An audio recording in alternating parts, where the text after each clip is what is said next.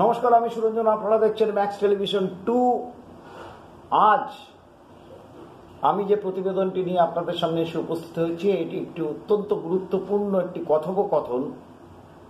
যারা সব থেকে বেশি সমালোচনায় মুখর হয়েছিলেন, দুজনের মধ্যে একজন ব্যাসবল নিয়ে যে বেলুন ফুলে উঠেছিল, সেই বেলুন অচিরেই চুপসে গিয়েছে এবং 4-1 পর্যুদস্ত হয়ে বিধ্বস্ত হয়ে ব্যাসবলরা বাড়ি ফিরে গিয়েছে লন্ডন।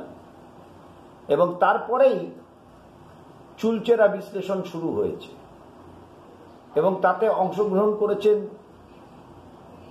ওই ব্যাসবল অর্থাৎ ইংল্যান্ডের 2 প্রাক্তন ক্রিকেটার এবং প্রাক্তন অধিনায়ক। তাদের দুজনের যদিও কথা বলার ধরন বা স্টাইল আলাদা,